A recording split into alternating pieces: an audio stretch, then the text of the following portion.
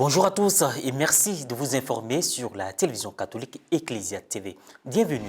La cérémonie de passation de charge entre le père Raphaël Sorokou, ex-curé, et le nouveau curé, le père Eugène Aoundji, s'est tenue le 12 septembre dernier sur la paroisse Sainte-Jeanne d'Arc de Trècheville. C'était en présence de Monseigneur Pierre-Claver Yesso Nguessan, vicaire général de l'archidiocèse d'Abidjan. Retour dans cette édition sur la messe d'action de grâce du circuit marial organisé par le révérend père Adolphe Ncho à la paroisse Sainte-Trinité de Koumassi dans le diocèse de Grand Bassin. La cérémonie de passation de charge entre les pères Raphaël Sorokou et Eugène Aoundji a eu lieu le lundi 12 septembre dernier dans la salle du conseil pastoral paroissial de la paroisse Sainte-Jeanne d'Arc de Trècheville. C'était en présence de Monseigneur Pierre-Claver Yesso Nguessan, vicaire général de l'archidiocèse d'Abidjan. Reportage Pierre Richemont, commentaire Morel Poti. Au titre de l'année pastorale 2022-2023, son éminent Jean-Pierre Cardinal Coutois a procédé à des affectations dans son presbytérium. De nouveaux curés ont été affectés sur des paroisses qui feront bientôt leur installation canonique et d'autres la messe d'inauguration de leur ministère. Dans le doyenné père Jean-René Nguio, le révérend père Aouandi Diambakwa Laurence Eugène, ex-curé de la paroisse Saint-Anne-d'Abobo Baoulé, a été affecté comme curé à la paroisse Saint-Jean d'Arc de Trècheville. Bilan positif, puisque c'est Dieu qui construit son église. Jésus m'a convié ici sur cette paroisse. C'est la première d'ailleurs, paroisse où je suis curé. Je pense que le bilan est largement positif. On s'est attelé à construire le corps mystique de Jésus à travers les différentes célébrations eucharistiques et les sacrements administrés et les groupes, mouvements et associations. Aujourd'hui, la charge passe à un autre qui est mon successeur.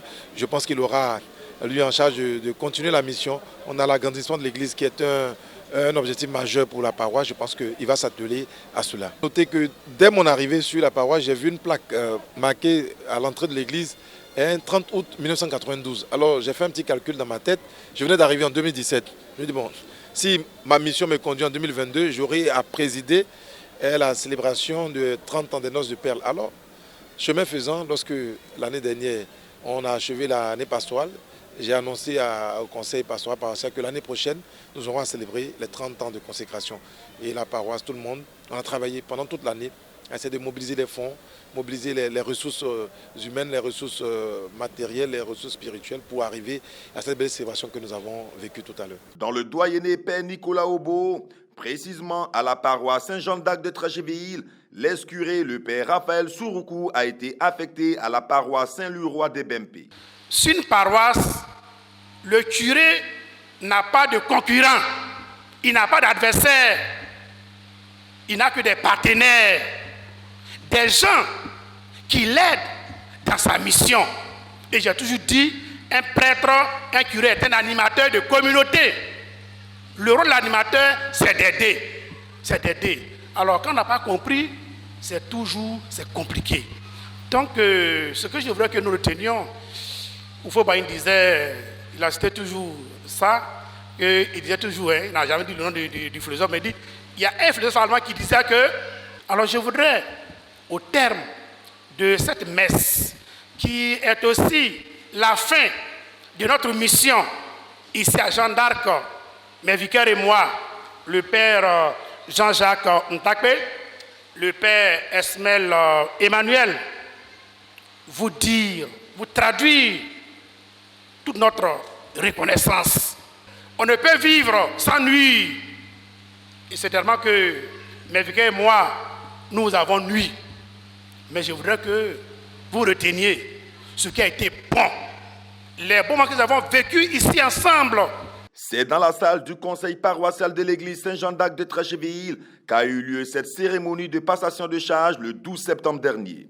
Étaient présents les anciens vicaires, les membres du conseil pastoral paroissial, l'ex-curé Raphaël Sorokou et le nouveau Eugène Aoundji. Cette rencontre a été supervisée par le vicaire général de l'archidiocèse d'Abidjan, Monseigneur Pierre-Claver Yesso Nguessan. Prenant la parole, l'ex-curé a axé son intervention sur plusieurs points, entre autres la présentation de la paroisse, les registres, les activités pastorales paroissiales, les investissements, les résidents, le personnel de service. Après son intervention, Le vicaire général l'a félicité pour le travail abattu et n'a pas manqué de prodiguer des conseils au nouveau curé pour la bonne marche de la mission. Au terme de cette rencontre, la passation de charge a été faite entre le curé sortant, le père Raphaël Souroukou, et le curé entrant, le père Eugène Awandi, dans une atmosphère conviviale et détendue.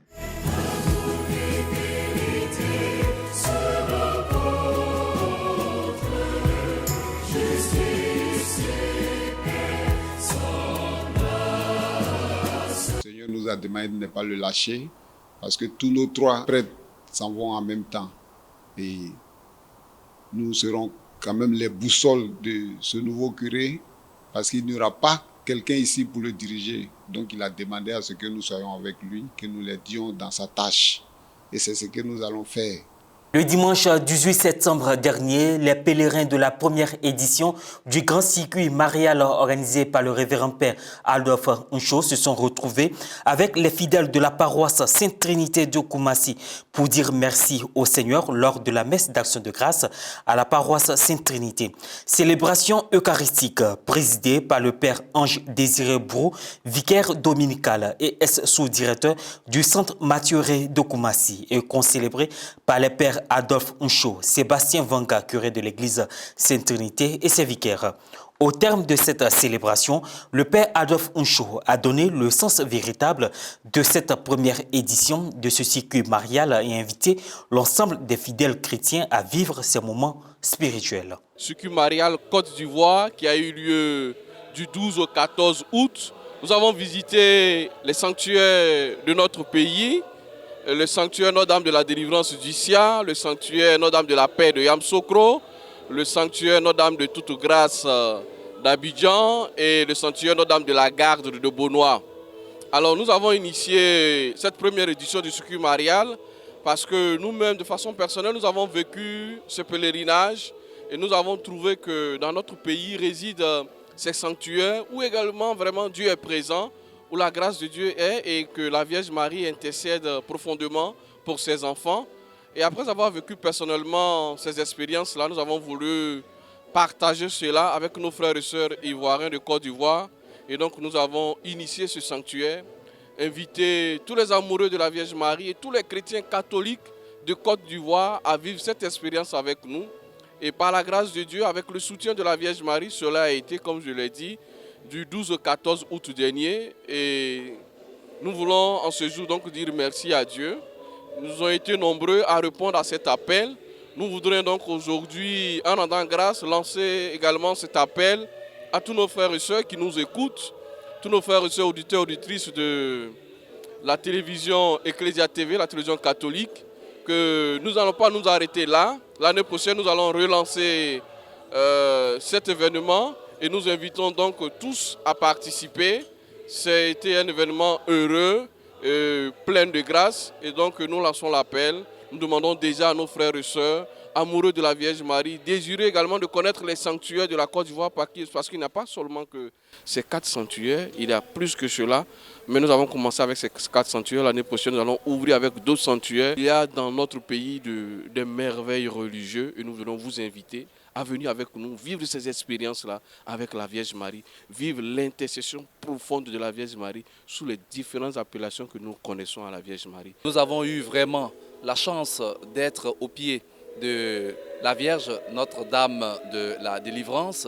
Avec elle, nous avons vraiment communié. La Vierge a parlé dans un silence et dans un langage où chacun s'est retrouvé dedans.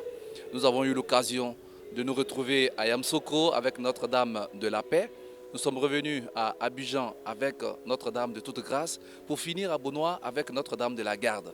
C'était une expérience formidable. Vivre tous ces 4 grands sanctuaires de la Côte d'Ivoire, notre pays, était vraiment une occasion favorable pour nous. Ainsi se referme cette édition. Merci de nous avoir suivis. Merci de rester sur la télévision catholique Ecclesia TV. Que Dieu nous bénisse.